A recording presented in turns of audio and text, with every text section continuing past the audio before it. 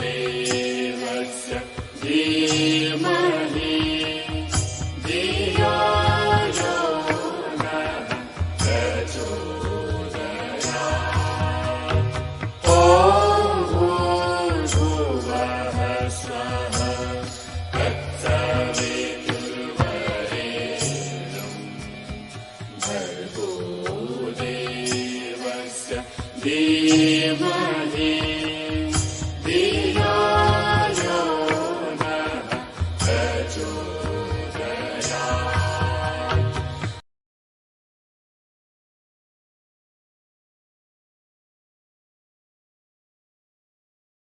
ॐ भूर्भुवः स्वः तत्सवितुर्वरेण्यं भर्गो देवस्य धीमहि धियो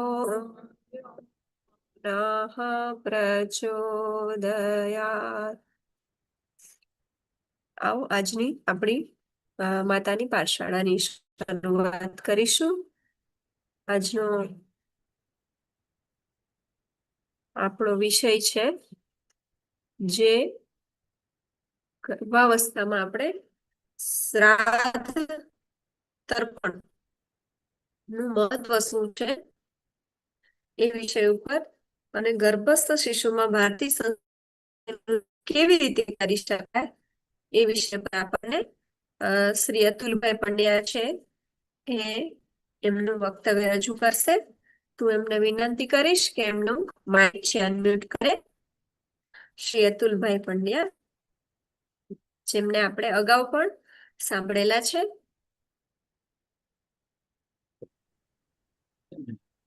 આપનું માઇક ચાલુ નમસ્કાર। કરશો। હા, નમસ્કાર। આવે છે અવાજ હવે બેન?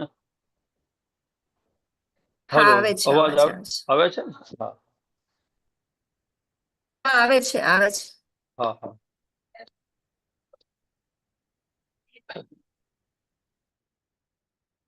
બધા જ બહેનો ભાઈઓ જે કોઈ જોડાયા હોય બધાને મારા આદરપૂર્વક નમસ્કાર। એક મહામંત્ર બોલશું, આપ પણ મનોમન એ મહામંત્ર સાથે બોલજો। ઓમ ભૂર્ભુવઃ સ્વઃ તત્સવિતુર્વરેણ્યં ભર્ગો દેવસ્ય ધીમહિ ધિયો યો નઃ પ્રચોદયાत्।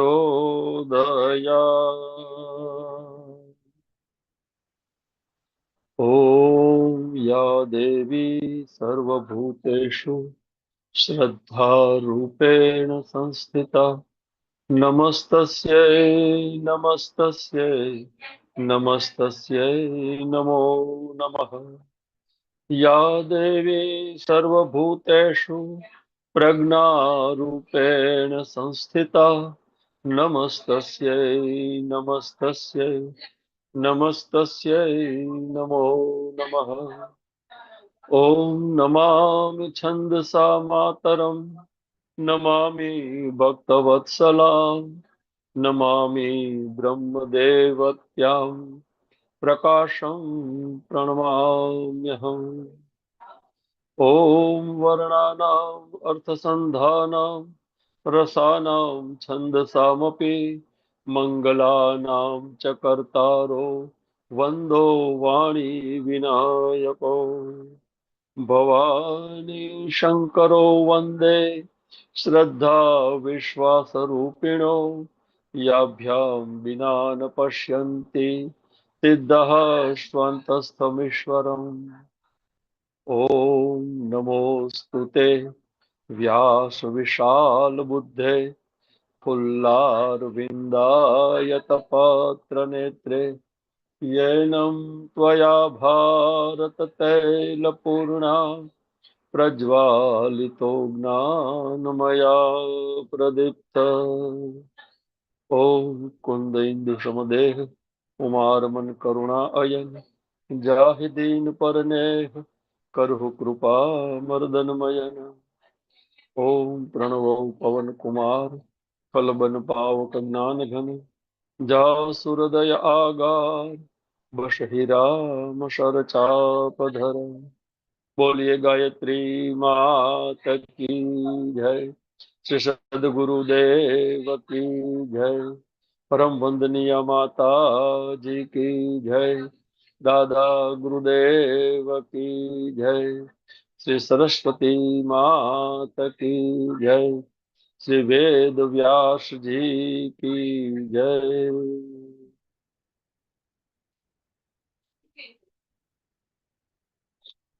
તમામ ઉપસ્થિત ઝૂમના માધ્યમથી જોડાયેલા તમામ પરિજન ભાઈઓ બહેનોને ફરી એક વખત નમસ્કાર।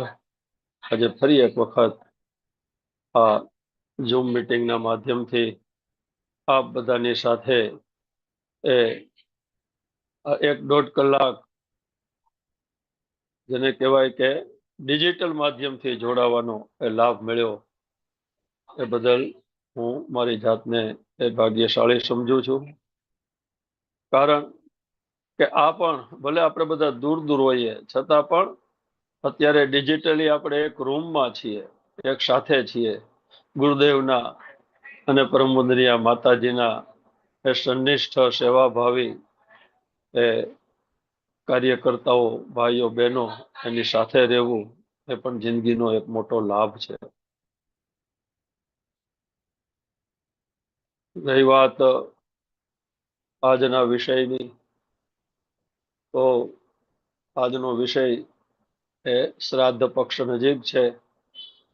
બેન શીતલે લિંક મોકલી, શ્રાદ્ધનું મહત્વ અને ગર્ભસ્થ શિશુમાં ભારતીય સંસ્કારોનું એ નિરૂપણ।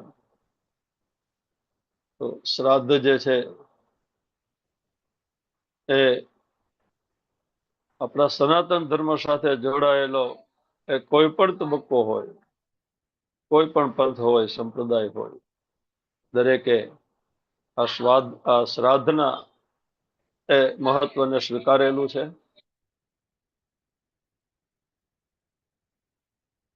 લોક અને પરલોક વચ્ચે આવાગમન થાય વિચારોનું, ભાવનાઓનું, એવું અદ્ભુત પર્વ આપણી ભારતીય સંસ્કૃતિમાં આ શ્રાદ્ધ છે। આપણે એમ કહીએ છીએ કે આપણે બધા ઋણાનુબંધથી ભેગા થઈએ છીએ। ઋણાનુબંધ વગર એ કોઈની સાથે મળી શકતું નથી, અને ઋણાનુબંધ પૂરું થઈએ કોઈ એ ઊભું રહી શકતું નથી। તો ગર્ભમાં જે બાળક છે એ પણ એ કોઈ ઋણાનુબંધથી જ એમની એ માતાના ઉદરમાં આવ્યો છે, એમની સાથે જોડાયેલો છે। એ પણ શક્ય છે ક્યારેક કોઈ એક સમયે એ પરિવારના કદાચ પિતૃ તરીકે પણ રહી ચૂક્યો હોય, અને પોતાની એ મમત એને ફરી વખત આજ પરિવાર તરફ દોરી લાવી હોય, એવું પણ શક્ય છે।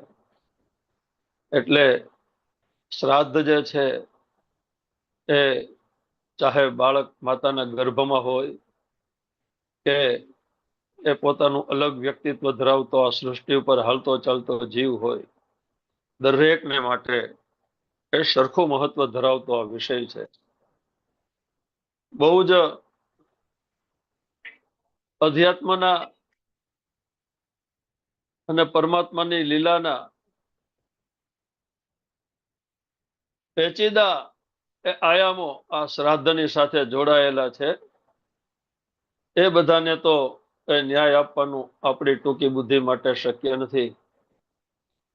કારણ કે આ શ્રાદ્ધ જે છે આખી પ્રોસેસ છે। મેં તમને કહ્યું એમ આ લોક અને પરલોક એની વચ્ચે આદાન પ્રદાનની આ આખી વિધિ છે। હવે આપણને તો આ લોકમાં ચશ્મા વગર દેખાતું નથી। અત્યારે નજીકનું જોવામાં મારે ચશ્માની જરૂર નથી પડતી, દૂરનું જોવું હોય તો મારે પણ એ આ ચશ્મા ચડાવવા પડે છે। તો હવે આપણી એટલી નજર જ એની મર્યાદા છે, તો પરલોકની તો આપણે કોઈ વાતો કઈ રીતે જાણી શકીએ. પણ ગુરુદેવે મોટો ઉપકાર કર્યો છે. આપણે માટે જેટલું જરૂરી છે એટલું તમામ વિષયનું માર્ગદર્શન એને આપણને પીરસ્યું છે. આપણું સદભાગ્ય છે. આપણા ભાણામાં સનાતન ધર્મના દરેક પાસાને લગતી પાયાની માહિતી ગુરુદેવે રેડી ટુ યુઝ આપણને આપી દીધી છે. જો આપણે વાંચીએ તો આ મોટી વિટંબણા છે. મેં તમને કહ્યું ને, આપણે આપણી જાતને ખરેખર પોસ્ટમેન સમજી લીધી છે કે પોસ્ટમેન સારો કોને કહેવાય કે એ ટપાલ પહોંચાડી દે પણ કોઈની ટપાલ વાંચે નહીં, કોઈની પ્રાઇવસીનો ભંગ ન કરે. ખેર, આ તો એક બે ઘડી આનંદની વાત છે. શ્રાદ્ધ જે છે એ શ્રાદ્ધ પક્ષનું આમ તો પ્રથમ ચરણ એ સર્વ પિતૃ અમાવાસ્યાથી જ એ શરૂ થઈ જાય છે. કારણ કે એમાં આપણે પીપળાને એ પાણી રેડીએ છીએ. તો પીપળો જે છે ને એ ભગવાન એ શ્રીહરિ વિષ્ણુ એનો એમાં વાસ છે. અને પિતૃઓ જે છે એ ભગવાન શ્રીહરિ વિષ્ણુને આધીન છે. પિતૃલોક એ ભગવાન શ્રીહરિ વિષ્ણુના જ્યુરિડિક્શનમાં આવે છે, અત્યારની ભાષામાં કહીએ તો. એટલે આપણા જે કોઈ પિતૃઓ જે છે ને, મહાપુરુષો કહે છે કે આ સર્વ પિતૃ અમાવાસ્યા વખતે એ પીપળે આવીને ઉભા રહે છે કે હમણાં મારા સંતાનો આવશે મને પાણી પાશે ભાવથી. અને પછી તો ઘણા શ્રદ્ધાથી અને ઘણા બીકથી એ પાણી પાતા હોય છે. સામાજિક વિટમણાઓની અહીં ચર્ચા કરવાનું મન થાય પણ વિષયાંતર થઈ જાય. છતાંય એટલું કહું કે બીકથી એટલા માટે શબ્દ મેં વાપર્યો કે બિચારા જીવતા હોય ત્યારે પાણી માગે ને તે વડકા ભર્યા હોય. શાંતિ રાખો ને, પણ આપું છું, એક કામ નથી. પછી એમ લાગે કે હવે કદાચ કઈક તકલીફ કરશે તો એની કરતા ગાગર લઈને જાય ભાઈ, અને ગાગરે ગાગરે પાણી પાય, કઈ તકલીફ ન થવી જોઈએ. હા, બધી એટલે તો આ યુગ નિર્માણ કરવાની જરૂર પડી ને ગુરુદેવ, આવું બધું છે એટલે. તો શ્રાદ્ધનું એ પહેલું ચરણ છે, ત્યાંથી શરૂ થઈ જાય છે. ભાદરવા મહિનામાં એ પૂનમથી શરૂ કરી અને અમાસ સુધી એ 16 દિવસ એ શ્રાદ્ધ પક્ષ ગણાય છે. અને શ્રાદ્ધ પક્ષ એટલે અત્યારે એક ભોજન સમારંભ થઈ ગયો છે. માં વિશેષ ભાવના કરતા તો કોમિકનું તત્વ વધારે હોય. એટલે બાપુજીને મરચા બહુ ભાવતા હતા. કે કર્યા કે નહીં? કર્યા તો વાંધો નહીં કે. અને કહેવત થઈ ગઈ છે, શ્રાદ્ધ ઉછીના ને વિવાહ વેચાતા. વિવાહમાં આપણે ચાંદલો કરીને જમવાનું હોય એટલે એ વેચાતા લીધા કહેવાય. અને શ્રાદ્ધ છે એ ઉછીના, કારણ કે જમીને ઉભા થાય એટલે એને કંઈક આપવું પડે જમવા. જેમાં પછી 50 રૂપિયા 20 રૂપિયા જેવી જજમાનની આર્થિક સ્થિતિ. અને પાછું આપણે યાદ રાખવું પડે કે આની પાસેથી આપણે એના દાદાના શ્રાદ્ધમાં 20 રૂપિયા કે 50 રૂપિયા જે કાંઈ એને આપ્યા લીધા છે, કે આપણે જયારે શ્રાદ્ધ કરીએ ત્યારે એને જમવાનું કઈ નહીં, એને 20 પાછા આપવા પડે, 50 પાછા આપવા પડે. એટલે એવું છે ને. તો આ પ્રકારે એક લકીર પીટવા જેવી એ શ્રાદ્ધ પરંપરા અત્યારે રહી છે. ખરેખર બહુ ગહન પ્રક્રિયા છે. આમ તો કારજ એ પહેલું શ્રાદ્ધ છે. વ્યક્તિ ગુજરી જાય ત્યાર પછી જ આપણે કારજ કરીએ ને, એ પહેલું શ્રાદ્ધ છે. અને એ પહેલા શ્રાદ્ધ 12મા કે 13મા દિવસે થાય. અને એમાં તર્પણ જે છે એ શ્રાદ્ધની સાથે એ જોડાયેલી ક્રિયા છે. અત્યારે ઘણા ખરા પરિવાર એકલી વાસ નાખી દે છે, કાગવાસ અને જમાડી દે છે, પણ ખરેખર તે દિવસે તર્પણ પણ કરવું જોઈએ, ત્યારે એ શ્રાદ્ધનો પૂર્ણ ઉદ્દેશ્ય થાય. એટલે કારજમાં તર્પણ કરીએ, નોખા નોખા દેવ તર્પણ, દિવ્ય ભાઈ ઋષિ તર્પણ, દિવ્ય માનવ તર્પણ, પિતૃ તર્પણ. પિતૃ તર્પણમાં પાછા બે ભાગ હોય, સ્વગોત્ર ને ઇતર ગોત્ર, યમ તર્પણ, ભીષ્મ તર્પણ. સૂક્ષ્મ જગતમાં રહેલા અતૃપ્ત આત્માઓની તૃપ્તિ માટે આ બધા તર્પણો કરવામાં આવે છે. પેલું એ શ્રાદ્ધ છે. તે પછી માસિક શ્રાદ્ધ આવે છે, જેને દેશી ભાષામાં માસીઓ કહે છે, માસીઓ નાખ્યો. અને પછી આવે છે વાર્ષિક શ્રાદ્ધ. પણ અત્યારના ફાસ્ટ જમાનામાં વાર્ષિક શ્રાદ્ધ તો આપણે વર્ષની બદલે 21-22 દિવસે પાંચમ આવતી હોય તો દાબી જ દઈ છે. પાંચમ કરી લ્યો અને વર્ષે વાળી લ્યો, એટલે કોઈને આપણે નડીએ નહીં. ખરેખર તો 1 વર્ષ સુધી, જ્યાં સુધી વાર્ષિક શ્રાદ્ધ ન ત્યાં સુધી આપણે કોઈના લગ્ન સમારંભમાં, જલસામાં જઈ ન શકીએ. ઉત્સવ ઉજવણી રૂપ જે ધાર્મિક જે પ્રસંગો હોય એના જમણવારમાં જઈ ન શકીએ. પછી કોઈ સપ્તાહ કરી હોય ને પ્રસાદ લેવા જઈ શકાય, એમાં વાંધો નહીં. પણ કોઈના લગ્નમાં કે બર્થડે પાર્ટીમાં પછી ન જઈ શકીએ. તો 1 વર્ષ સુધી એવી બંધણી અત્યારે કોઈને પોહાતી નથી. એટલે 1.25 મહિને વધમાં એ વર્ષી વાળી લઈએ, એટલે બિચારા એ છૂટા ને આપણે છૂટા. બરોબર. પછી 3 વર્ષનો વિરામ આપે છે. ગરુડ પુરાણમાં એવું લખ્યું છે કે ભાઈ 3 વર્ષ દરમિયાન એ જીવાત્મા આરામ કરે, અથવા તો એને ભાગે જે કાંઈ ઉપર ચોપડા પ્રમાણે જે કાંઈ નીકળે એ બધું એને પાળવું પડે. પીડાઓ પણ હોય, એમાં સજાઓ પણ હોય, કે સુખ સુવિધા પણ હોય, જેવા એમના એ કર્મો.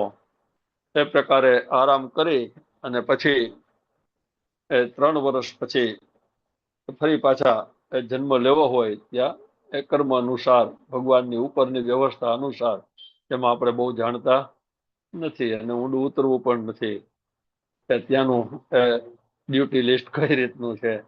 પણ એમ કહેવાય છે કે 3 વર્ષ પછી પાછા જન્મી શકે. વળી એવું પણ ફરજિયાત નથી. ધર્મગ્રંથોનો આધાર એવો મળે છે કે 3 વર્ષ ખમવું જ પડે એવું નથી. સાવ ક્યાંય રેડ શેરા વગરનું, લાલ લીટા વગરનો રિપોર્ટ હોય તો એ તરત પણ જન્મી શકે છે. વર્ષી વાળ્યા પછી તરત પણ જન્મી શકે. અને વર્ષીની રાહ પણ ન જોવે, એને જરૂર ન હોય કે આપણા વાર્ષિક શ્રાદ્ધની, કે ભાઈ મેં મારી રીતે કરી લીધું છે તો એ કઈ આપણો વાર્ષિક શ્રાદ્ધ ખાવાય ઉભા ન રહે. બરાબર. આ બધી અગમ નિગમની વાતો છે, એ આપણા કામની પણ નથી. તો ઘણા સુધારાવાદીઓ એમ કે છે કે પિતૃયોની છે ખરેખર. અને શ્રાદ્ધ વિશે ભાતના બધા ઉદ્ગારો હોય છે. મેં તો મારા બાપાને કહી દીધું છે કે અત્યારે તમારે જે ઈચ્છા હોય કહી દો તમ તારે, બાકી મેરા પછી વાસે હું નાખવાનો નથી. આવું ઘણા ખોખારો ખાઈને કહેતા હોય છે. દરેકના અલગ અલગ મૂડ હોય છે ભાઈ, એમાં આપણે કઈ કોઈને ના ન પાડી શકીએ. તો એનો ને એના બાપુજી વચ્ચેનો પ્રસંગ છે, એમાં આપણે કઈ લેવા દેવાય નથી. પણ ટેકનિકલી જોઈએ ને તો મૂળ પ્રશ્ન એ છે કે આપણે શ્રાદ્ધ કરીએ પિતૃઓની તૃપ્તિ માટે. તો મૂળ પાયોનો સવાલ એ કે પિતૃયોની છે. તો પૂજ્ય ગુરુદેવે પિતરો કો શ્રદ્ધા દે વે શક્તિ દેંગે, ગુજરાતીમાં એનો અનુવાદ થયો છે, પિતૃઓને શ્રદ્ધા આપો એ શક્તિ આપશે. એ પુસ્તક ખરેખર માર્ગદર્શક છે. એમાં ગુરુદેવે ચોખ્ખું કહી જ દીધું છે કે હા પિતૃયોની છે. અને જયારે ગુરુદેવે ડિસિઝન આપી દીધું કે પિતૃયોની છે, ત્યારે આપણે માટે એ સવાલ જ નથી કે પિતૃયોની છે કે નથી. પણ એ પુસ્તકમાં ગુરુદેવે ટેકનિકલી સમજાવ્યું છે કે પિતૃયોની કઈ રીતે છે. એટલા માટે દરેક પરિજને વાંચવા જેવું છે. ગુરુદેવે તો બહુ અગાઉથી શરૂઆત કરી છે, જેમાં સૌથી પહેલો એ મને નવાઈ લાગી જ્યારે મેં એ વાંચ્યું હતું પહેલા વહેલા ત્યારે, એકોહમ બહુશ્યામ, પરમાત્માને એક ક્ષીર સાગરમાં શેષ નાગ ઉપર શયન કરતા હતા, ત્યારે એમને એવી પ્રેરણા થઈ કે હું એકમાંથી અનેક થાવ, અને પરમાત્માની એ એકમાંથી અનેક થવાની પ્રેરણા એ આ જીવ જગત એની રચના માટેનો માસ્ટર સોફ્ટવેર બની ગઈ. અને પછી બ્રહ્માજીએ જીવ જગતની બધી રચનાઓ કરીને બધા આપણે અગાઉ અહીંથી કહી ચૂક્યા છીએ ગાયત્રી મહામંત્રની મહાનતા માટે, કે બ્રહ્માજીએ અસમર્થતા વ્યક્ત કરી કે પ્રભુ હું એ બધું રચના કઈ રીતે કરું. ભગવાને એને ગાયત્રી મંત્રનો પહેલો બોધ આપ્યો, એનાથી એને તપ કર્યું. તપની શક્તિથી બ્રહ્માજીએ પોતાના 1000 વર્ષ તપ કર્યા. એ તપની શક્તિથી પછી ભગવાન શ્રીહરિએ યજ્ઞ સ્વરૂપ ધારણ કર્યું, અને એ યજ્ઞમાંથી બધા સાધનો નિષ્પન્ન થયા, અને ગાયત્રી મહામંત્રની ચેતનામાંથી પ્રાણ નિષ્પન્ન થયો. એ સાધનો અને પ્રાણ એ ખોખો અને એની અંદર સોફ્ટવેર, અને આ જીવ રૂપી, આ જીવ સૃષ્ટિ રૂપી કહી શકાય વધારે તો, એ આ કોમ્પ્યુટરો ચાલતા થયા. અને કેટલા થયા? 84 લાખ પ્રકારના. તો વૈજ્ઞાનિકો તો એવું કે છે કે ભાઈ કોઈ જગ્યાએ સંજોગ વસાત જ્યારે તમે સૃષ્ટિ કઈ રીતે આ દુનિયા બની અને આ જીવ કઈ રીતે પાંગર્યો એનું વૈજ્ઞાનિક વર્ણન વાંચો ને, તો એમાં બધું સંજોગ વસાત, કે ક્યારેય ન બની શકે, અથવા તો કરોડે એક કેસમાં બને એમ પૃથ્વી ઉપર બન્યું કે કોઈ એક જગ્યાએ બધા એમિનો એસિડ ઉત્પન્ન થયા, ને એમિનો એસિડ ભેગા હતા, એમાં જરૂરી પ્રોટીન ભેળા ને બધા તત્વો ભેળા, ને એમાં પછી આકાશી વીજળી થઈ, અને એ વીજળી જે છે, એનર્જી જે છે, એને હિસાબે આ એમિનો એસિડ જે છે એ પરમાત્માની પ્રેરણાથી કઈ રીતે સક્રિય થયો એની પાસે જવાબ નથી. અને પેલો એક કોષી જીવ રચ્યો. એ એક કોષી જીવ, એની પેટન્ટ એવી હતી કે થોડીક વારમાં એ એક કોષમાંથી 2 કોષ થઈ જાય, એનો કે જે કોષ કેન્દ્ર વેચાઈ જાય, ને એકમાંથી 2 અમીબા બને, 2 માંથી 4 બને, 4 માંથી 16 બને, 16 માંથી આમ એ ગુણ્યા થતા જાય, 16 ગુણ્યા 16 એ રીતે. અને એમાંથી પછી મ્યુટેશન, એમાંથી પછી વિકૃતિ આવી, એટલે અમીબામાંથી બીજા જીવ બન્યા, એમાંથી પાછા ત્રીજા જીવ બન્યા, એમાંથી પાછા ચોથા જીવ બન્યા. એમ કરતા કરતા 84 લાખ જીવો બન્યા, અને છેલ્લે એ મનુષ્ય બન્યો. શક્ય છે જીવ જગતમાં, જંતુઓમાં તો હજી એ મ્યુટેશનની ક્રિયા ચાલુ હશે. આપણે કોરોનામાં જોયું ને કે એક વાયરસ હતો, એનું પાછું મ્યુટેશન થયું, એટલે પાછો કોરોનાનો બીજો લહેર આવી, એનું પાછું મ્યુટેશન થયું તો પાછી કોરોનાની ત્રીજી લહેર આવી. એ રૂપાંતર છે રાખે. પણ ખરેખર એ એક કોષી જીવ જે પહેલો વહેલો બન્યો ને, એમાં જે કાંઈ એમિનો એસિડ, જે કાંઈ એ જરૂરી રસાયણો, એ બધું એ યજ્ઞમાંથી, એ બ્રહ્માજી દ્વારા એ નિષ્પન્ન થયું. અને એની અંદર પ્રાણ જે પૂરવાનો છે, ગાયત્રી મહામંત્રની ચેતના. આપણે આખા જગતની સૃષ્ટિની ઉત્પત્તિ એ આપણો આરાધ્ય મંત્ર ગાયત્રી, અને આપણું આરાધ્ય કાર્ય યજ્ઞ, એનું પરિણામ છે ભાઈઓ અને બહેનો. તો એ પરમાત્માની પ્રેરણા એમાં હતી, એકમાંથી અનેક થવાની. એટલે એક કોષમાંથી આજે આ 7 અબજ મનુષ્યો આ દુનિયામાં આટા મારી રહ્યા છે. આપણા બધાનો આધાર એક કોષ છે. એટલા માટે આપણા ઋષિ મુનિઓ આ વાત જાણતા હતા, એટલે એને કહ્યું કે વસુધૈવ કુટુંબકમ, આખું જગત એક કુટુંબ છે. કારણ કે જેમ એક બાપના 7 દીકરા હોય, એક કુટુંબ કહેવાય, એમ એક કોષમાંથી એ પરમાત્માના એક સંકલ્પની, એક પ્રાણ વિદ્યુતમાંથી આપણે બધા નિષ્પન્ન થયા. એટલે વસુધૈવ કુટુંબકમ એ ભાવ આવ્યો. અને એ વસુધૈવ કુટુંબકમમાં પછી ગુરુદેવે બહુ સરસ આખું વિશ્લેષણ કર્યું છે કે 2 પ્રકારના એ જીવ જગત બન્યા. એક શરીરધારી, અને શરીરધારીઓના કર્મથી બીજું એ જીવ જગત બન્યું એ અશરીરી. અને શરીરધારીનું આખું વિશ્લેષણ ગુરુદેવે આપ્યું છે. ઉદ્બીજ, સ્વેદજ, અંડજ અને જરાયુજ. ઉદ્બીજ એટલે વનસ્પતિ. વનસ્પતિ જગત જે છે એ ઉદ્બીજ છે, જે બીજમાંથી જન્મે છે. એમાં પણ તમે જુઓ 21 લાખ એ જીવ છે અને 63 લાખ એ વનસ્પતિ છે. એક એક જીવની એ તાસીર પ્રમાણે એ વાત, પિત્ત અને કફ એના એ સંયોજનોથી એક એક એ વિકૃતિ માટે 3 ઔષધિ એ રીતે આખી એ જીવ જગતની રચના કરી. આયુર્વેદનો એ વખતે સાથે એ પ્રાદુર્ભાવ થયો. પછી સ્વેદજ એટલે કે કરોડરજ્જુ વગરના એ જીવો, માકડ, મચ્છર, આપણે માથામાં જોવું પડે કોઈને તો એ જોઈ, એ પણ એ સ્વેદ જ કરોડરજ્જુ વગરના જીવો બન્યા. એ પછી અંડજ, ઈંડા દ્વારા એ પોતાનો વંશ વૃદ્ધિ કરવા વાળા. અંડજમાં પાછા કરોડરજ્જુ વાળા પણ છે અને કરોડરજ્જુ વગરના પણ છે, પણ ઈંડામાંથી એ વંશ વૃદ્ધિ કરે છે એટલે એને એ કરોડરજ્જુ વગરના હોવા છતાંય અંડજમાં રાખ્યા. અને પછી જરાયુજ એટલે કે આપણે જેમ બચ્ચાને જન્મ આપે એવી જીવ સૃષ્ટિ. તો એ જરાયુજમાં પછી મ્યુટેશન થતા થતા થતા છેલ્લે એ મનુષ્ય હોમોસેપિયન્સ બન્યો. મનુષ્યને ભગવાને એ વિચાર શક્તિ આપી. વિચાર શક્તિ આપી. પ્રજ્ઞા પુરાણનો પહેલો અધ્યાય યાદ કરો. એની સાથે એને એ કર્મ કરવાની, પસંદગી કરવાની છૂટ આપી. કોણ કયો એ રસ્તો પસંદ કરે છે એ પ્રકારે આગળ એમની ગતિ બને. તો સકારાત્મક એ જે વિચારને, જે રસ્તાને અપનાવે છે એ આગળ જતા એ સંસ્કારી વ્યક્તિ બને છે, એ ભક્તિ પ્રધાન બને છે.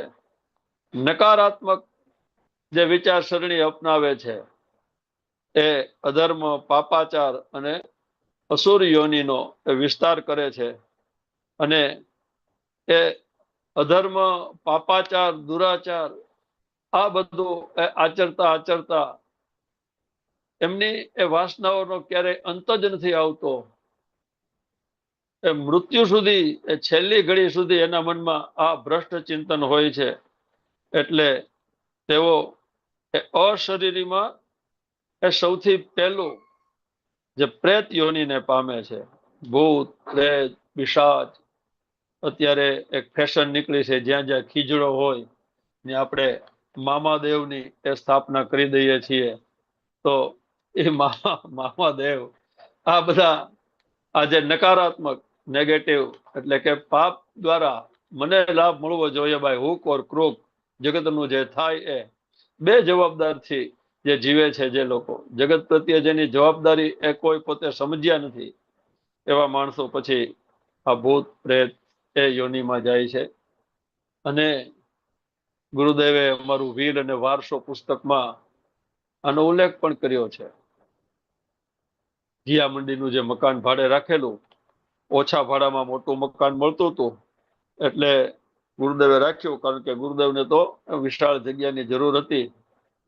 પણ ઉપલા માળે નકરા ભૂતડાઓ રહેતા હતા અને રાત પડે અને એ તોફાને ચડે. આમાં પણ પાછા અમારા એક વડીલ છે ને, એ બહુ આનંદી સ્વભાવના. એ કે ભૂત આમ તો માણાથી બીવે છે, એટલે માણા હુઈ જાય પછી બિચારા થાય છે, સમજ્યા? એટલે રાત પડે ને ધબધબાટી બોલાવે. 2-4 દિવસ આવું ચાલ્યું ને એટલે પછી ગુરુદેવ એ ફાનસ લઈને ઉપર ગયા અને જોયું તો કેટલાય ભૂતડા મલ્લયુદ્ધ એ તોફાન કરતા હતા. ગુરુદેવને કહ્યું કે શાંતિ, હું તમને બધાને સદગતિ અપાવી દઈશ. તમારા બધાના આ પ્રેત અને પિશાચ યોનિમાંથી હું તમને મુક્તિ અપાવીશ, પણ બદલામાં તમારે જરાય અવાજ નહીં કરવાનો. રાત પડે તો શાંતિથી બેસવાનું.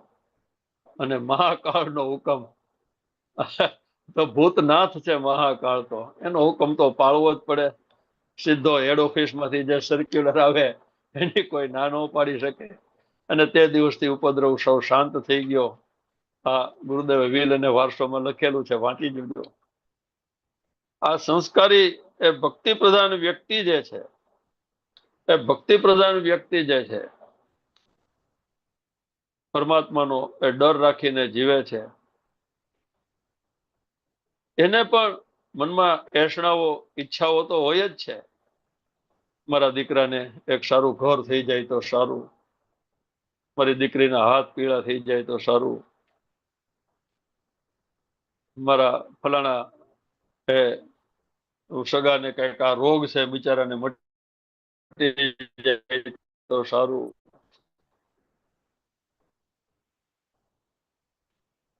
મારા દીકરો બહુ તોફાની છે, થોડોક શાંત થઈ, આ રોગ છે એટલે અમુક વસ્તુ ખાઈ નથી શકતો, ભગવાન આવું કેમ કર્યું? તે બધા ખાય છે, મારે મોઢું વકાશીને જોતું રહેવું પડે છે. મારે આ રોગ નો હોત તો હું પણ આ બધું ખાઈ શકત. અનેક પ્રકારના અફસોસ આ સંસ્કારી વ્યક્તિમાં પણ હોય છે, નથી હોતા એવું નથી. પણ એને માટે ભગવાનના રૂલ્સ એ ક્યારેય તોડતો નથી. આવી જે વ્યક્તિ છે એ પ્રયત્નો કરવા છતાં, સાત્વિક માર્ગે પ્રયત્નો કરવા છતાં પણ એ જ્યારે પોતાની ઈચ્છા પૂરી ન કરી શકે ત્યારે એ મૃત્યુ પછી એની ચૈતસિક ઉચ્ચાઈ પ્રમાણે એ પિતૃ બને છે. અને જો ભક્તિ પ્રધાન જીવન હોય, આવી કોઈ યશના પણ ન હોય, ભગવાનની ઈચ્છાથી જે થાય છે એ થાય છે, આમાં આપણે કઈ કરવા પણ છે નહીં. ભગવાને જે આપણે માટે એ પરિસ્થિતિ નિર્ધાર કરી છે એ ભગવાનનો પ્રસાદ સમજી કોઈ ફરિયાદ નહીં, કોઈ રાવ નહીં. તો એવી સંતોષી વ્યક્તિ કે જે કોઈ પણ પરિસ્થિતિને એ સુખ આવે કે દુઃખ આવે વિચલિત ન થાય, જે ગીતાજીમાં તેને સ્થિત પ્રજ્ઞ કહ્યો છે, એ સ્થિત પ્રજ્ઞ જેવી જેની જીવન પદ્ધતિ હોય, એ મુક્ત આત્મા થાય છે. એ મુક્ત આત્મા જે છે એ કાળે ક્રમે એ લોકોનું કલ્યાણ કરવા માટે કદાચ ક્યાંક જન્મ પણ લે અથવા ન પણ લે, એને જન્મ મરણનું કોઈ બંધન હોતું નથી, એને કોઈ કર્મફળનું બંધન પણ હોતું નથી, હિસાબ ચોખ્ખો હોય છે. એમાંથી એ દેવ અને દેવમાંથી એ પ્રજાપતિ એ બની શકાય છે. આ મુક્ત જીવો એ સમાજને માટે બહુ ઉપયોગી છે. જેમ કે જલારામ બાપા જીવન મુક્ત હતા, કોઈ ઈચ્છા નહીં, બસ પ્રભુ કરે સો હોય. તો જલારામ બાપા આજે આપણે એની માનતા માનીએ, હે માણસો તકલીફમાં મુકાય ત્યારે આ મહાપુરુષોને યાદ કરે તો જલારામ બાપાને દયા આવે કે ભાઈ ખરેખર આમાંનો વાંક નહોતો ને આમ થયું છે, તો લાવ એને મદદ કરું. તો એ ધારે તો મદદ કરી શકે. જલારામ બાપા, બજરંગદાસ બાપા, આપા ગીગા, દાન મહારાજ, સત દેવીદાસ, હે તો આ બધા એ મુક્ત આત્માઓ કહેવાય છે. તો મૃત્યુ પછીનું એ જીવન પણ એ પિતૃ કરતા ઊંચા છે. એ દિન દુખિયાને કોઈ જ્ઞાતિ જાતિના ભેદભાવ વગર, મારો સગો છે કે નહીં જોયા વગર એ મદદ કરે છે. આપા ગીગાની માનતા રાખીએ સત્તાધારની, આપા ગીગા જાતિ પૂછે છે કે ભાઈ તમે કેવા છો જાતે? નહીં. અને એ કદાચ મનુષ્ય દેહ ધારણ કરે ને તો એને એનું કર્મ લેપી શકતું નથી.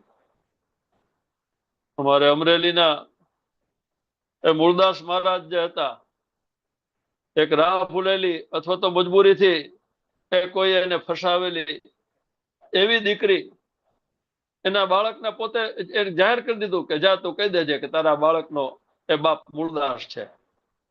અને એને હિસાબે એને ઘણું સહન કરવું પડ્યું, ખૂબ દુઃખ કષ્ટ પડ્યા, એને અપમાન સહન કરવું પડ્યું, જે કઈ બધું એને હસતા હસતા સહન કરી લીધું. કારણ કે એ મુક્ત આત્મા હતા, એ મનુષ્ય દેહ ધારણ પણ કરી શકે અને મનુષ્ય દેહ ધારે ત્યારે છોડી પણ શકે, એ મુક્ત આત્મા છે. અને મુક્ત આત્મા જે છે એ પછી ખૂબ જ્યારે બધાના આશીષ એને પ્રાપ્ત થાય ત્યારે દેવ બને છે. દેવ બને એટલે ક્યાં જાય? સ્વર્ગમાં જાય. અને સ્વર્ગમાં ભોગ ભોગવીને પાછા આવે નીચે, ફરી પાછા પોતાની આધ્યાત્મિક સાધના ચાલુ કરે અને એ પ્રજાપતિ એટલે કે બ્રહ્મા સુધી પહોંચી શકે જીવાત્મા. જો આ આત્માના પ્રમોશનનો આખો ચાર્ટ આમાં ગુરુદેવે આપણને આપી દીધો છે.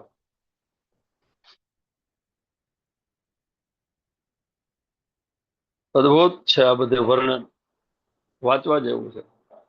કેટલા ઉદાહરણો પણ એમાં ખૂબ આપ્યા છે અને બધા ઉદાહરણો વેલિડ ખાતરી કરીને પછી લખેલા.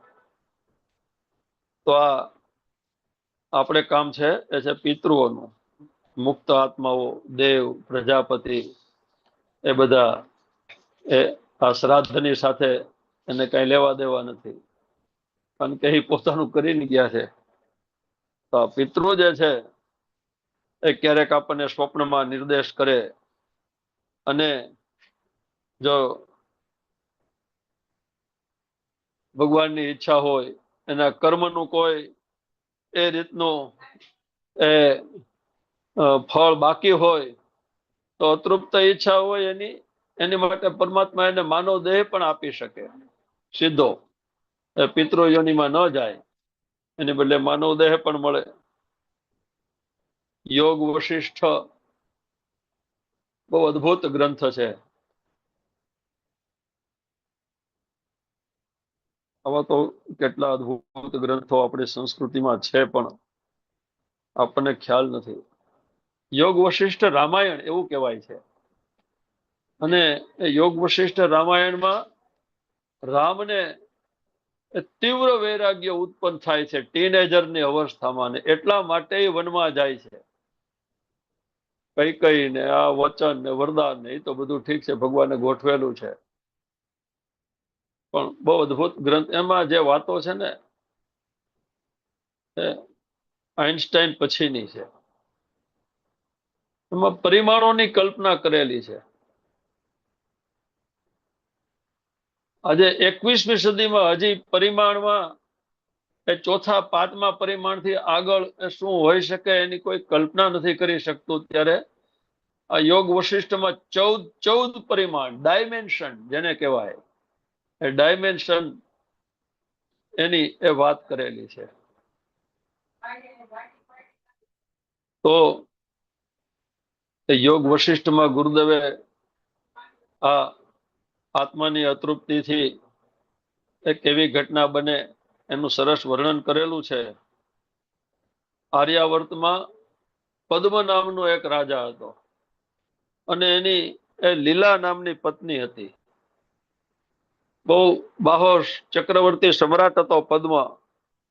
અને લીલા જે છે એના પતિને ખૂબ પ્રેમ કરતી હતી અને સતત એને એમ હતું કે હું મારા પતિથી વિયોગ થશે તો મારું શું થશે. બસ એને સતત આ જ બીક સતત રહેતી હતી. એટલે એમણે સરસ્વતીની આરાધના, તપ કર્યું સરસ્વતીનું.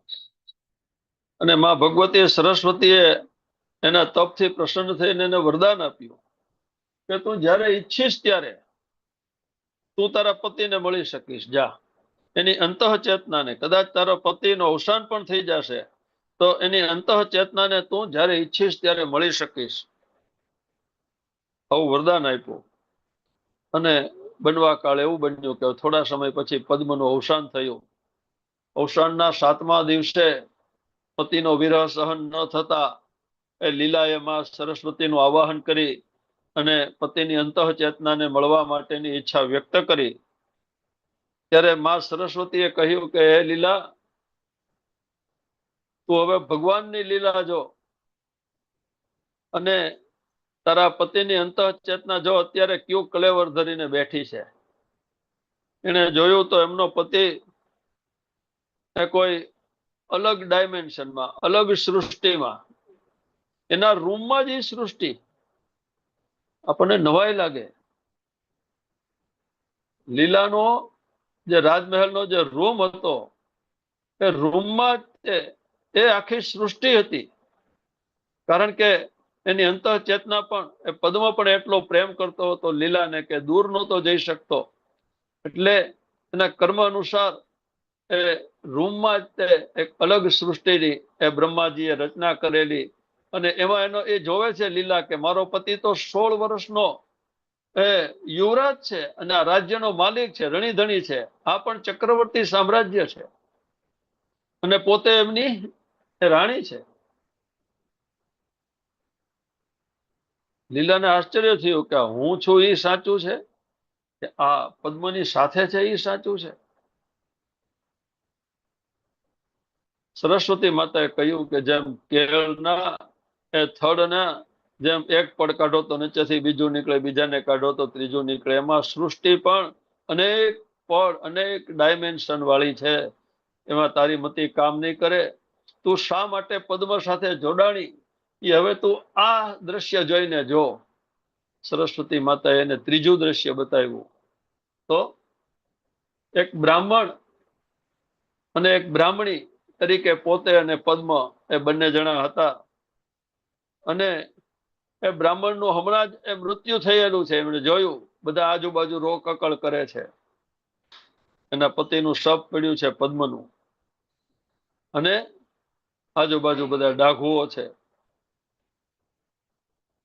એ વખતે એ પદ્મને મરતી વખતે ગરીબ બ્રાહ્મણ હતો પણ રાજાની સવારી ત્યાંથી નીકળેલી એટલે રાજસ્વી ભોગ ભોગવવાની એને ઈચ્છા થયેલી અને પવિત્ર બ્રાહ્મણનું જીવન જીવેલો એનો પાસે કર્મનું ભાતું હતું.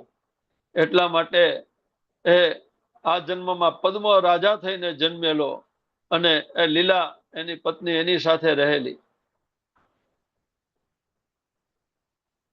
લીલાને તો નવાઈ લાગી કે હજી તો 7 દિવસ થયા છે, ત્યાં આ સૃષ્ટિમાં 16 વર્ષ થઈ ગયા છે અને આ સૃષ્ટિમાં પદ્મ હજી હમણાં મૃત્યુ પામ્યો છે.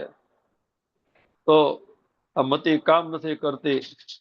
અને એ જ ભગવાનની લીલા છે, એ જ ભગવાનની માયા છે. ભગવાનની આ માયા એક વખત એમણે એવી લોકવાયકા છે, સાચું ખોટું ભાગવતમાં તો લગભગ એવું કે મેં વાંચ્યું નથી, પણ સુદામાજીને ઈચ્છા થઈ એકવાર કે તું તારી લીલા તો બતાવ. ગયા તા ને પૌવા લઈને, તાંદુલ લઈને દ્વારકા, અને પછી તો ભગવાને બહુ હાંચવા સારી રીતે મહેમાનગતિ કરી. પછી નાવા ગયા ગોમતીમાં અને નાતા નાતા આખો એક એનો ભાવ બતાવી દીધો ભગવાને. અને મુંજાઈને માંડ માંડ બહાર આવ્યા ત્યારે હજી 5-10 મિનિટ જેટલો સમય વીતેલો. એ માયા, બસ એ પ્રકારની માયા. ભગવાને ગીતામાં કહ્યું છે, શરીરમ યદવાપનોતિ યચ્ચાપ્યુત્ક્રામતેશ્વર ગૃહત્વેતાની સંયાતિ વાયુર્ગંધા નિવાસયાત. જેમ વાયુ એ પોતાની સાથે પોતે જ્યાં છે એ સ્થાનની સુગંધ કે દુર્ગંધને સાથે લેતો જાય છે, એમ જીવાત્મા જે છે એ જ્યારે દેહ છોડે છે ત્યારે એ ઇન્દ્રિયોને એ તન્માત્રા સ્વરૂપે પોતાની સાથે લેતો જાય છે અને પોતાના કર્મોનું ફળ એને પણ એ પોતાની સાથે લેતો જાય છે. વાયુર્ગંધા નિવાસયાત. જેમ વાયુ ગંધને લઈ જાય એમ એની ઇન્દ્રિયોને એ કર્મેન્દ્રિયોને તન્માત્રાઓના સ્વરૂપે લઈ જાય છે અને કર્મોને પણ એ કર્મના ફળ સ્વરૂપે પોતાની સાથે લઈ જાય છે. એટલે આ પિતૃ જે છે એ પિતૃ આ પ્રકારે એનું એ સર્જન થાય છે. પૂજ્ય ગુરુદેવે આખું ચક્ર એમાં સમજાવ્યું છે આ પુસ્તકમાં.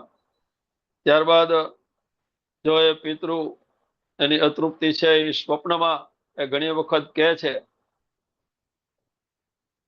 સ્વપ્નમાં નિર્દેશ કરે, બેટા ઉપલા માળે મારી જૂની તૂટેલી સુટકેસ છે ને, એમાં તળિયે એફડી પડી છે 50,000ની, જઈને વટાઈ આવો, તારા નામનું મેં વારસાઈ કરેલું છે, તને પૈસા મળી જશે. એટલે આવો નિર્દેશ પણ આપી શકે. ક્યારેક ક્યારેક એમ પણ કહી શકે કે મારે એક સપ્તાહ કરવી હતી બેટા, તો પછી સપ્તાહો થાય ને પછી સપ્તાહો થાય કે એટલે પછી અનેક બીજા વિચારો આવે. પણ આ રીતે એ પિતૃ પોતાની અતૃપ્તિ જાહેર કરે છે. અને આપણું જે અત્યારનું જે શ્રાદ્ધનું આખું સ્વરૂપ છે એમાં મુખ્યત્વે એ ભોજન હોય છે. ભોજનમાં આપણે કુટુંબીઓને બોલાવીએ, સ્નેહીઓને બોલાવીએ, દિવંગત જે આપણા વડીલ છે એના આત્મીય મિત્રો હોય, એના આત્મીય જનો હોય તો એને પણ બોલાવીએ. ઘણી વખત એવું બને એને એના બધા સિનિયર સિટીઝનને જમાડવા હોય અને ઈચ્છા પૂરી થાય એ પેલા ગુજરી ગયા હોય તો શ્રાદ્ધમાં એના મિત્રોને બોલાવીએ તો એની ઈચ્છા પૂરી થઈ જાય, તો એનો મોક્ષ થઈ જાય, પાછું બીજે અવતાર લેવા એ જીવ ચાલ્યો જાય. કન્યા ભોજ, બ્રહ્મભોજ, કુટુંબ ભોજ, અથવા ક્યારેક એના નિર્દેશ અને પ્રેરણા પ્રમાણે એ ધાર્મિક કૃત્ય એ આપણને કરવાનું કે સત્યનારાયણની કથા મારે કરવી હતી પણ ન થઈ શકી, તો સત્યનારાયણની કથા એક આપણે કરીએ તો એના આત્માની એ મુક્તિ થઈ જાય. ગાયને એ ઘાસચારો આપીએ, શક્ય છે કે એના કર્મ અનુસાર એ ગાય બન્યા હોય અને એને આપણા હાથે કંઈક ખાવું હોય તો આપણે લીલું નાખીએ ને એમાં એ ગાય થઈને એના હાથ જોઈ લે કે મારો દીકરો આવીને લીલું નાખી ગયો છે, બે તરણા એ ખાય તો એને સંતોષ થઈ જાય, એની પિતૃયોની એ પૂરી થઈ જાય. બરાબર. તો આ રીતે એ આપણે જો ધારીએ તો એ શ્રાદ્ધ કરી શકીએ. તમને એમ થાય કે જમણવાર કરીએ તો જુઓ એની કોઈ ઈચ્છા નથી, બે ઘડી માટે માની લ્યો, પણ કોઈ પણ અન્ન જે છે ને, પદાર્થ જગતની કોઈ પણ વસ્તુ જે છે એના ત્રણ આયામ હોય છે. એક સ્થૂળ હોય છે, એક સૂક્ષ્મ હોય છે અને એક કારણ હોય છે. જેમ જીવનના હોય છે ને એમ નિર્જીવ વસ્તુના પણ ત્રણ આયામ હોય છે. એટલા માટે શ્રી અરવિંદે વાક્ય આપેલું, પાર્થિવતા એ પ્રગટ કરશે આત્માનું મુખ નિશ્ચય.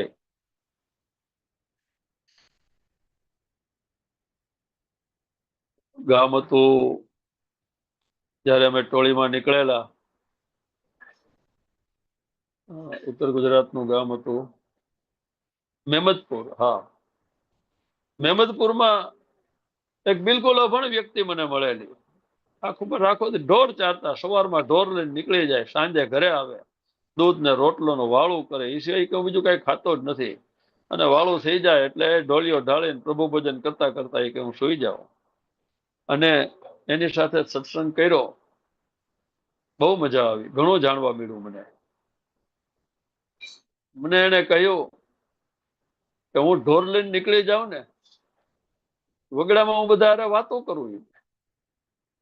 કીધું વગડામાં કોની યાર? અરે મને કે પરમાત્મા ચારે બાજુ છે એમ કહીને એને એક પાણો ત્યાં એની ખાટલા આગળ એનો એક પથ્થર પીડ્યો હતો. મને કે આ પાણો છે, આમાં તમને ભગવાન દેખાય છે? બધું નથી દેખાતા. મને કે આમાં ભગવાન દેખાય, બોલો. બધું કઈ રીતે? મને કે આ પાણાને બીજા પાણા જોરથી ભટકાડો, તીખારો થાય કે નહીં?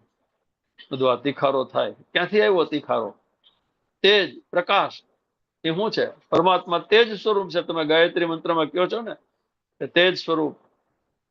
મારે કાન પકડવા પડ્યા કે એક અભણ માણસ આખો દિવસ ઢોર ચડાવે છે, એ પાણામાંથી એ સવિતુર પરમાત્માના તેજને જોઈ શકે છે. એટલે આ તો બધું ભગવાને મીઠાઈના થાળ ભરી રાખ્યા છે, જે ખાય એને મીઠું લાગે, એ વાત છે. તો આપણા દૈનિક ઉપાસનાના ક્રમમાં પણ શ્રાદ્ધ જોડાયેલું છે. એવું નથી કે શ્રાદ્ધ ખાલી આ ભાદરવા મહિનામાં જ હોય. ગાયત્રી ઉપાસનાનો એક ક્રમ આખો, એ છેલ્લે ઉપાસનાના અલગ અલગ અનુષ્ઠાનોના જેને વર્ણન કરેલું છે મહાવિજ્ઞાનમાં, એમાં લખ્યું છે ગુરુદેવે કે જપ જે છે એનો દશાંશ હવન, હવનનો દશાંશ તર્પણ, તર્પણનો દશાંશ માર્જન, માર્જનનો દશાંશ એ કન્યા કુમારી કન્યાઓને ભોજન કરાવવું અથવા તો સુપાત્રોને દાન કરવું, આ રીતનો આખો ઉપાસનાનો ક્રમ આપ્યો છે. અને બધાય તો કાંઈ રોજ ભોજન કરાવી ન શકે દીન દુખિયાને. એટલે જેણે આ જન્મમાં પરમાત્માની મરજી પ્રમાણે જીવા નથી અને માત્ર હું જ છું આ જગતમાં, બીજું કોઈ છે જ નહીં, ને મને જે ગમે એ મારું, બીજા કોઈનો કોઈ હક નથી એમ માની અને જેણે આખી જિંદગી બીજાનો વિચાર કર્યા વગર ખાધું છે ને, એ વ્યક્તિને પરમાત્મા બીજા જન્મમાં ભિખારી બનાવે છે. અને એ અભાવથી એટલો દુખી હોય છે કે ન પૂછો વાત. અને એ તમારે આંગણે આવીને ઉભો રહે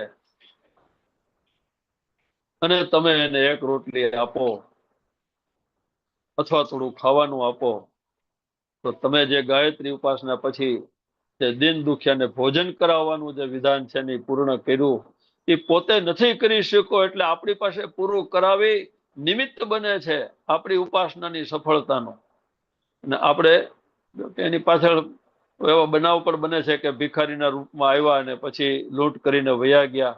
આ એક મોટી વિડંબના છે. સાચું શું ખોટું શું ઓળખી ન શકાય. પણ માનો કે સાચી જ પરિસ્થિતિ છે, એ પરિસ્થિતિમાં આંગણે આવેલો ભિક્ષુક છે ને એને કોઈ દિવસ ખાલી જવા ન દેવો જોઈએ, જો આપણે ઉપાસના કરતા હોઈએ તો. કારણ કે આપણી ઉપાસનાનો છેલ્લું ચરણ જે છે એ પૂરું કરવા આવ્યો છે. અને કાંઈ નહીં તો છેલ્લે એક રોટલી આપો, કાંઈ નહીં તો છેલ્લે ચપટી લોટ આપો. આ ક્રમ છે, આ ક્રમ છે આ બધો. તો એ રીતે આ પિતૃ જે છે ને એની આપણે સેવા કરી શકીએ છીએ. જો આપણા સ્વજનને કોઈ ઈચ્છા ન હોય અને મૃત્યુની પછી અંત સમયે એ ગતિ અનુસાર એનો અન્ય જગ્યાએ જન્મ થઈ ગયો છે, તો એને આપણા શ્રાદ્ધની કોઈ જરૂર નથી. તો પછી શ્રાદ્ધ શા માટે કરવું? આપણને તો ખબર નથી કે ભાઈ પિતૃ યોનિમાં છે કે બીજે જન્મી ચૂક્યા છે. તો એ પરિસ્થિતિમાં પણ શ્રાદ્ધ ઉપયોગી છે. તમે જોજો, તમે જે સત્કર્મ કરો છો એની પાછળ તમારા પૈસાનો તમે સદુપયોગ કરો છો. તમારા પિતૃઓના મોક્ષ અર્થે તમને ખબર નથી કે તમારા પિતૃઓ છે કે નહીં, તમારો દીધેલો શ્રદ્ધાનો અર્ઘ્ય એને જરૂર છે કે નહીં, એને પોતાના કર્મનું ભાથું બાંધ્યું છે કે નહીં, આ જો ખબર નથી આપણને. માનો કે એ દિવંગત આત્મા જે છે એના કર્મ અનુસાર કૂતરાની યોનિમાં એને જન્મ લીધો, પણ જો એના વંશ વારસો દાન ધર્મો આ છે તે છે કરતા હશે ને, તો કૂતરામાં આલ્સેશિયન કૂતરો થશે, ઓલો પોમેડિયન થાય, બંગલામાં રહે, એર કન્ડિશનમાં રહે, ગાડીઓમાં ફરે, અને કોઈ દિવસ રોટલા હાટું થઈને બાંધવું ન પડે, શેરીમાં ટાટ તડકો વરસાદ સહન ન કરવા પડે, અને એ રીતે આનંદથી એ યોનિનો ભોગવટો એ પૂરો કરી દે. કર્યું કોઈ દિવસ એળે જાતું નથી. અને માનો કે મનુષ્ય છે તો ક્યારેક એ કોઈ તકલીફમાં હશે ને, તો એના નિમિત્તે તમે કરેલું સત્કર્મનું પુણ્ય એ પરમાત્મા એ વખતે એની આડું ઊભું રાખી દેશે અને મુશ્કેલીમાંથી છોડાવશે. આપણે શું કહે છે? ગઈઠાના પુણ્ય આડા આવ્યા. ગઈઠા તો ખરેખર એ હતા અને આપણે તેના સંતાનો હતા, પણ છતાંય આપણે એમ કહીએ છીએ ગઈઢાના પુણ્ય આડા આવ્યા. એમ તો ગઈઢાનું જ પુણ્ય કહેવાય. સંસ્કાર તો ગઈઢાએ જ આપ્યા સત્કર્મ કરવાના. હે તો ઘણા એવા હોય જ્યાં હાથ નાખે ને એને સફળતા જ મળે, જ્યાં હાથ નાખે ને સફળતા મળે. એ રણમાં જાય ને ભાઈ, તો રણમાં મેલ બાંધીને રહે. આપણને થાય કે ભાઈ એનો ગુરુ બળવાન છે ને એનો શનિ બળવાન છે ને એનો સૂર્ય સ્વગ્રહી છે. એ બધું હું કામ છે? કારણ કે એનો શ્રદ્ધાનો અર્ઘ્ય ભાવપૂર્વક એના વંશ વારસો એને અર્પણ કરી રહ્યા છે. તો આ એક બહુ જટિલ પ્રક્રિયા છે.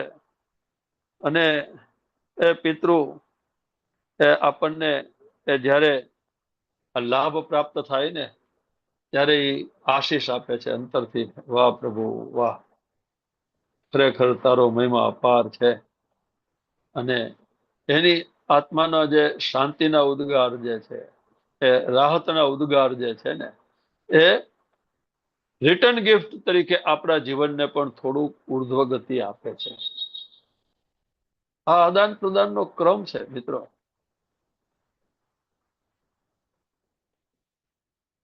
જો આપણે શ્રાદ્ધ કરશું ને તો ભગવાન ઉપર છોડી દેવાનું. પિતૃ છે કે નહીં ખબર નથી,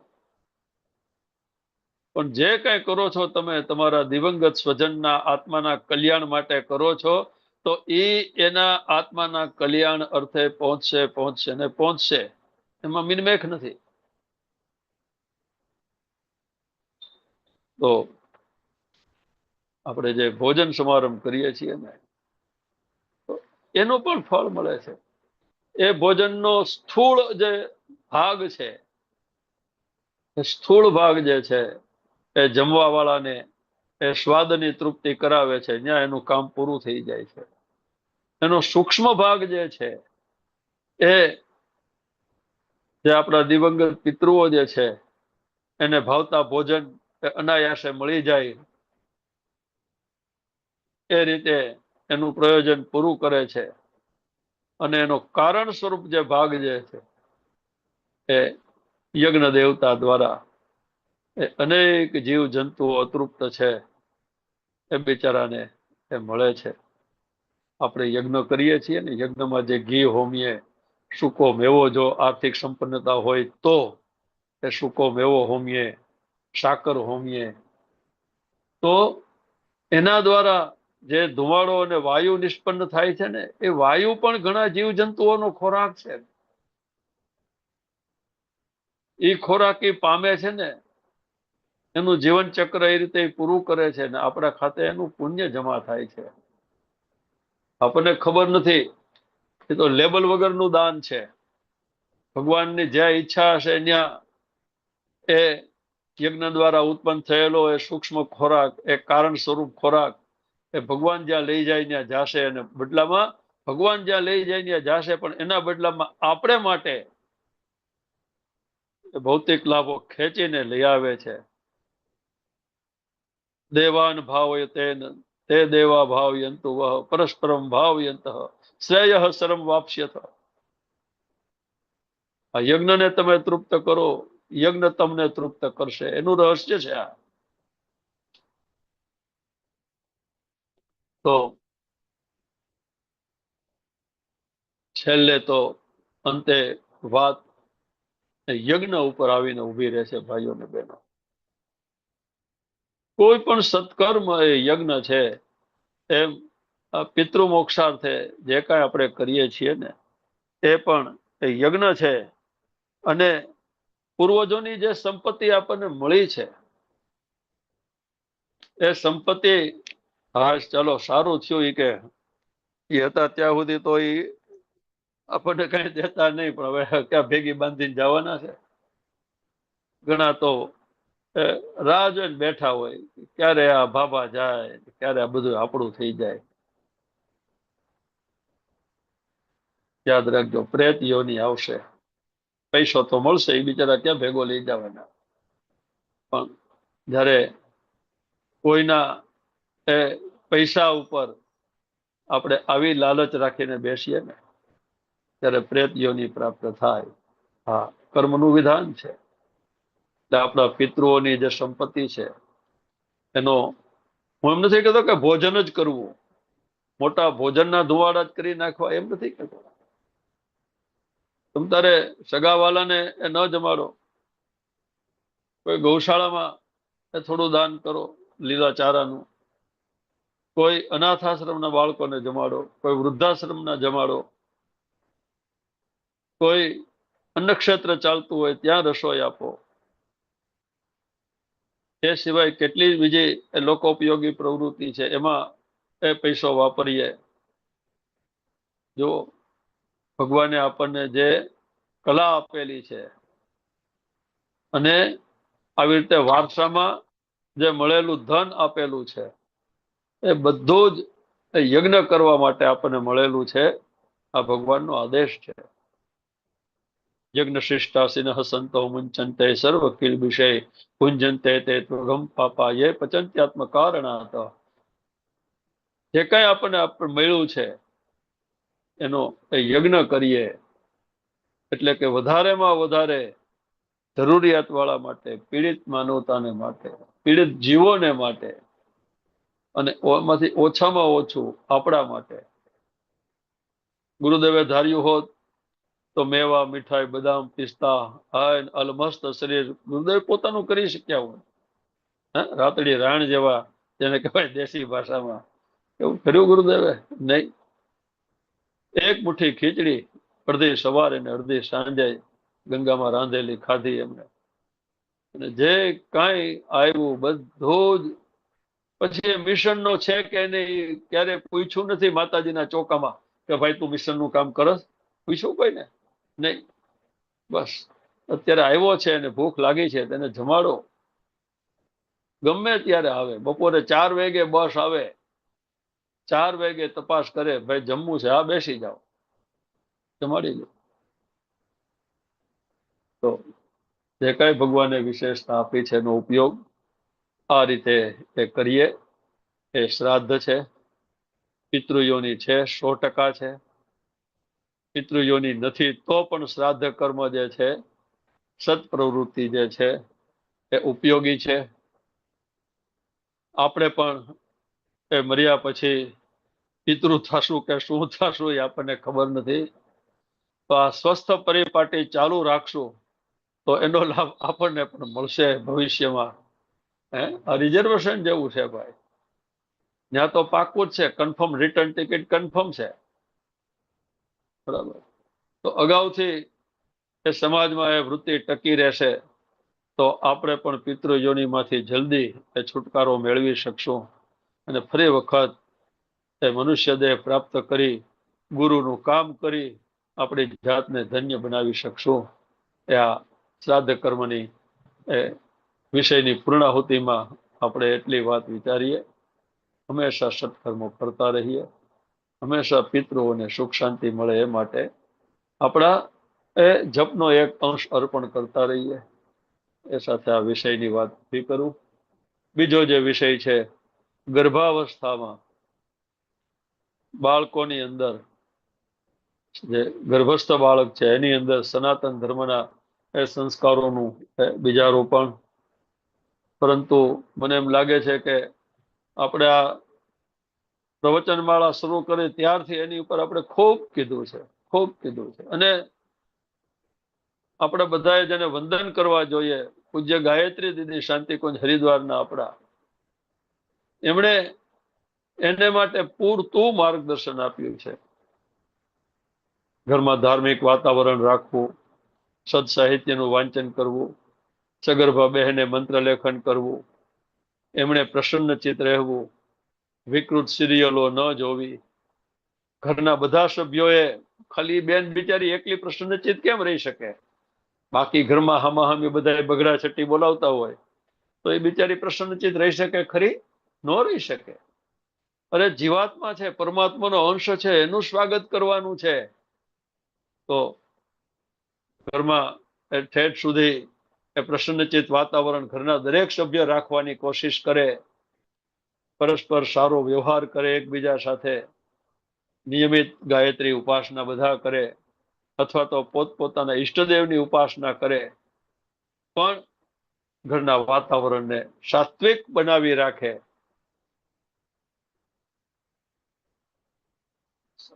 અભિમન્યુને ગર્ભમાં 7 કોઠાનું જ્ઞાન મળેલું, પણ ક્યારે મળેલું? જ્યારે એ સાંભળ્યું ત્યારે મળ્યું ને. તો આપણા ગર્ભમાં રહેલા એ બાળકને આપણે એ જો એ જ્ઞાન આપવું હોય, સગર્ભા બહેનોની આ વાત કરું છું, તો એમણે એ સદ સાહિત્ય વાંચવું જોઈએ. આપણો ઉત્તમ સાહિત્ય જે છે, આપણો આધ્યાત્મિક વારસો છે, સદ સાહિત્યનો અદ્ભુત છે. તો એ સાહિત્ય આપણે વાંચીએ તો આપણા ગર્ભમાં રહેલા બાળકને આપોઆપ એના એ સંસ્કાર મળશે. વિશેષ કરીને 5મા 6ઠા મહિના પછી કદાચ એ બેન બેસી ન શકે એવું બને લાંબો સમય. ડોક્ટર પણ ના પાડે કે તમારે બહુ બેસવું નહીં, ઘણી એમાં કોમ્પ્લિકેશન હોય છે. એક નવો જન્મ જ હોય છે બેનનો, બાળકનો તો હોય છે, સાથે સાથે બાળકને જન્મ આપનાર માતાનો પણ એ નવો જન્મ જ હોય છે, યાદ રાખજો. તો કુંડી યજ્ઞ એ ન કરી શકે તો ઘરને કોઈ વ્યક્તિ એ યજ્ઞ કરે, એમાં એક 5 મિનિટ આહુતિ આપી અને પાછા પોતાને એ પલંગ ઉપર આવી જાય, વિશ્રામ મુદ્રામાં આવી જાય, પાછા ખાલી આહુતિ આપીને વયા જાય, 5 આહુતિ આપીને, તો પણ ચાલે. અને શક્ય હોય તો દીપ યજ્ઞ તો બેઠા બેઠા થાય છે. એક ખુરશી ઉપર થાળીમાં 5 દીવા મૂકી દો, એક ચૂંદડી પાથરીને પંચદેવતાના ફોટા સામે એક ખુરશી ઉપર થાળી મૂકી દે બેન, 5 દીવાની તો એક દીવો ને એક અગરબત્તી પ્રગટાવી અને બેઠા બેઠા 24 મંત્રો બોલી લે, દીપ યજ્ઞ થઈ ગયો.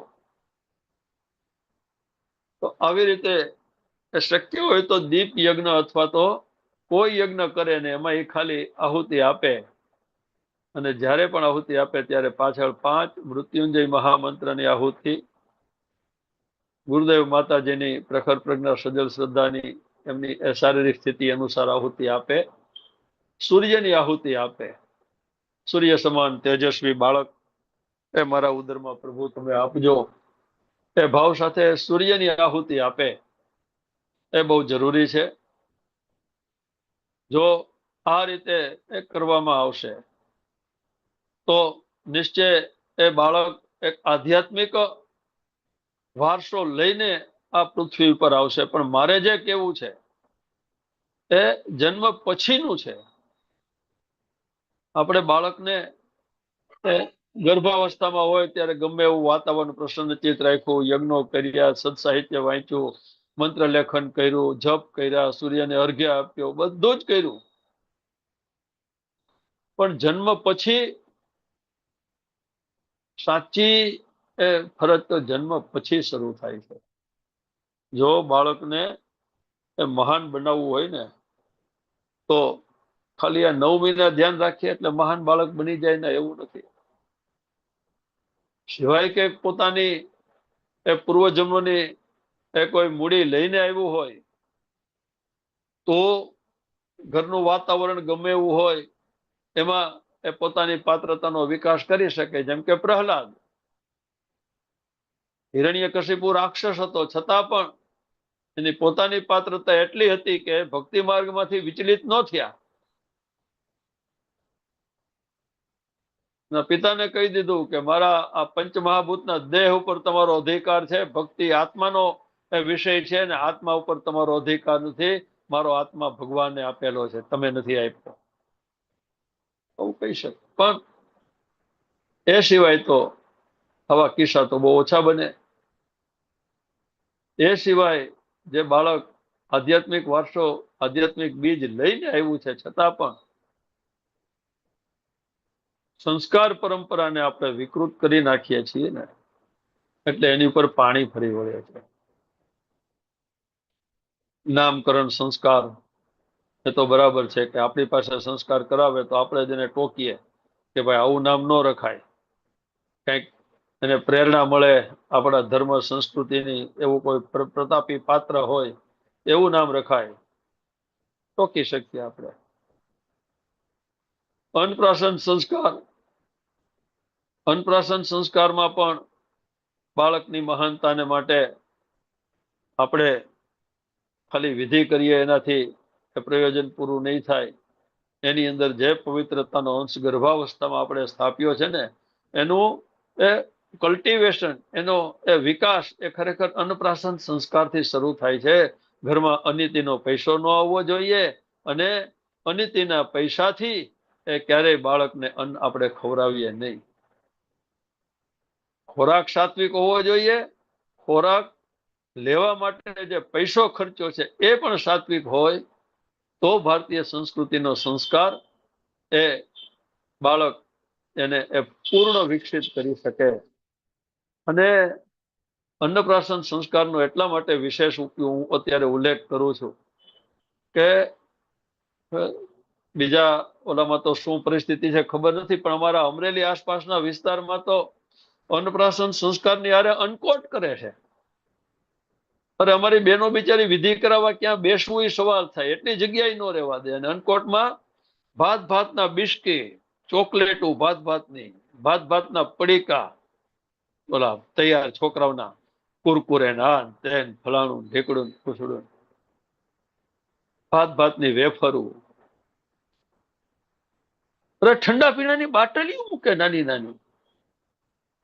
અરે તમારે તો આ છોકરાને જીવવા દેવો છે કે હજી ખાતા શીખે એ પેલા એને મારી નાખવાની તૈયારી કરવી છે?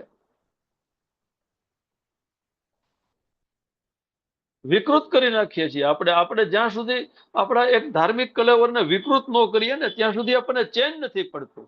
સેલિબ્રેશન. અરે સેલિબ્રેશન શેનું સેલિબ્રેશન? આપણી પરંપરાઓના ભોગે સેલિબ્રેશન કરાય.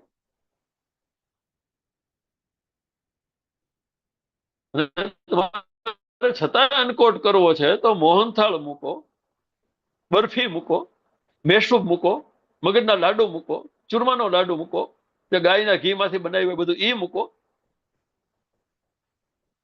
તૈયાર food packet, junk food, cold drinks, chocolate, આનો અનકોટ તમે તમારા બાળકને ધરો છો કે તારે તો આજ ખાવાનું છે, તારી હાટું કોઈ રોટલા ટીપવા નવરું નથી. નાનપણથી બાળકના મનમાં તમે મૂકી દો છો. એનામાં ગમે એવું આપણે સગર્ભાવસ્થા દરમિયાન આપણા સંસ્કૃતિના તમામ આયામો એને મળે એવી પ્રયત્નો કર્યા છે, રામાયણ સંભળાવી છે, ભાગવત સંભળાવ્યું છે, મંત્રો સંભળાવ્યા હશે, બધું જ કર્યું હશે. પણ આ અનકોટ સંસ્કાર આવશે, અનકોટ સંસ્કાર કહું છું હું તો એને. પછી અન્નપ્રાશન સંસ્કાર આવશે ને એટલે બધું હવા થઈ જશે. પાછા વળો. અને એની માટે ગાયત્રી પરિવારના મેસેજ જેટલા બહેનો સાંભળતા હોય, મને ખ્યાલ નથી કેટલા બહેનો સાંભળે છે, પણ જેટલા બહેનો સાંભળતા હોય બધાને હું બે હાથ જોડીને કહું છું કે મહેરબાની કરીને આ અનકોટને રોકવા માટે પ્રયત્ન કરજો. ગાયના દૂધની ખીર, અંદર ગંગાજળ, તુલસીનું પાન, મધ, ચાંદીની ચમચી કે ચાંદીના સિક્કાથી એને ચટાડીએ. એ વૈદિક પરંપરાને જ અનુસરો. આવા અનકોટને પ્રોત્સાહન નહીં આપો. સંસ્કાર નક્કી કરવા આવે ત્યારે શરત કરજો કે જો અનકોટ હશે તો હું પાછી વહી જઈશ. આ ખીર સિવાય બીજી કોઈ વસ્તુ ન હોવી જોઈએ, ને હોય તો આ પ્રકારની આપણી દેશી મીઠાઈ મૂકજો. આવા કોઈ પડીકા ત્યાં ન હોવા જોઈએ. તો આગળ ઉપર કઈક એ બાળક એને આપણે જે ગર્ભાવસ્થામાં જે સંસ્કાર આપ્યા છે ને એ વિકસી શકશે. નહીતર તો ક્યાં ગયા હતા? ક્યાંય નહીં. પછી પાછો કોન્વેન્ટ સ્કૂલમાં દાખલ કરશો. Twinkle twinkle little star, rain go અવે. પછી કઈ મહેનત કરી ગાયત્રી દીદી ને મેન તમે આપણે બધા એ બધી હવા થઈ જાય છે. તો સારું, હવે 5-1 મિનિટ વધી છે ઉપસંહાર માટે. તો મારી વાતના વિરામ આપું છું. આમાં ક્યાંય મારી વાતથી કોઈ આપને અયોગ્ય લાગ્યો હોય કોઈ વાત તો તમારો પાગલભાઈ સમજીને માફ કરજો. સારી વાત લાગી હોય તો એ ગુરુનો પ્રસાદ છે, મારું કઈ છે નહીં, એટલે એના યશનો હું અધિકારી નથી. ગુરુનો પ્રસાદ માની એનો સ્વીકાર કરજો. નમસ્કાર.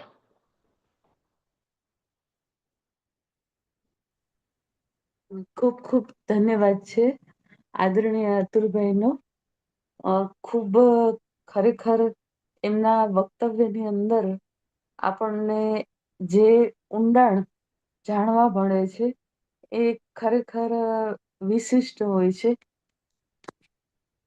ખાસ કરીને આજનો જે વિષય હતો, અને વિશેષતા બીજી એ છે એમનામાં કે એ વિષયને જે પકડે છે એ વિષયને પોતાનો બનાવી અને ખૂબ સરસ રીતે ગુરુદેવના વિચારોના જે શબ્દો મૂકે છે અને એ આપણા હૃદય સુધી પહોંચતા હોય છે.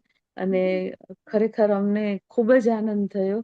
આપે જે સરસ રીતે રજૂઆત કરી અને આજે સમજાવ્યું છે કે શ્રાદ્ધનું શું મહત્વ છે અને શ્રાદ્ધ પિતૃઓને કઈ રીતે જે પહેલાથી શરૂઆતથી કરી અને કઈ રીતે ગુરુદેવે એની વિસ્તારથી સમજાવ્યું છે. એ આપનું એક એક પાસું જાણતા અમને ખૂબ જ મજા આવી, સમજાયું. અને હું આશા રાખીશ કે દરેક ગર્ભવતી માતાઓએ પણ ધ્યાનથી સાંભળ્યું હશે અને એના માધ્યમથી એના ગર્ભસ્થ શિશુની અંદર ભારતીય સંસ્કૃતિને કઈ રીતે જાગરણ કરી શકાય, એ ખરેખર હું તો કહું છું કે સાચા અર્થમાં જાગરણ થયું હશે ગર્ભસ્થ શિશુમાં ભારતીય સંસ્કૃતિનું. કારણ કે આજે જે અત્યારે જે છેલ્લે ખાસ કરીને વાત કરી, સ્પષ્ટ વાત હતી કે આપણે અન્નપ્રાશન સંસ્કાર કરીએ ત્યારે અન્નપ્રાશન સંસ્કારમાં આવા બહારના જે કંઈ પણ મટીરિયલ, જે આવા પીણા અને એ બધું તો ન જ રાખવામાં આવે. એકદમ સાચી વાત છે. અને હું વિશ્વાસ દેવડાવું છું કે જે પણ ગાયત્રી પરિવારની બહેનો છે ધ્યાનમાં, એને ચોક્કસ કહેશું કે આપણે આ રીતે ક્યાંય પણ અન્નપ્રાશન સંસ્કાર ન થાય એના પર પૂરેપૂરી તકેદારી રાખીશું. આપનો ખૂબ ખૂબ ધન્યવાદ છે. આપનો ખૂબ ખૂબ આભાર. જ્યારે પણ આપ આવો છો ત્યારે અમારા માટે એક નવી પ્રેરણા બનીને રહો છો. તો હંમેશા બધું ગુરુદેવનું છે બેન, મારું કાંઈ નથી એમાં. બસ એ વિચાર આપે, હું તમારી પાસે મૂકું છું, હું ખાલી માધ્યમ છું બેન. આપણામાં એવી ક્યાં પંડિતાઈ હતી બેન? ગુરુદેવે બધું આપ્યું છે, એ જ છે બધું તમારી પાસે આપો છો. પણ જે રજૂઆત કરવાની શૈલી અને જે છે ખૂબ જ પ્રશંસનીય છે. અને ખાસ કરીને ગર્ભવતી માતાઓ માટે તો એ ખૂબ જ પ્રેરણાદાયી રહે છે.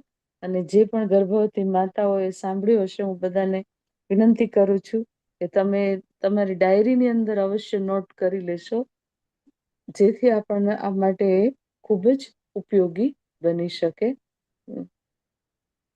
કોઈને કાંઈ પણ પ્રશ્ન હોય તો પૂછી શકો છો. આપણી વચ્ચે આદરણીય ભાઈ છે તો એ ચોક્કસ આપણી શંકાનું નિવારણ કરશે. કોઈને આ બાબતે કાંઈ પણ પ્રશ્ન હોય તો.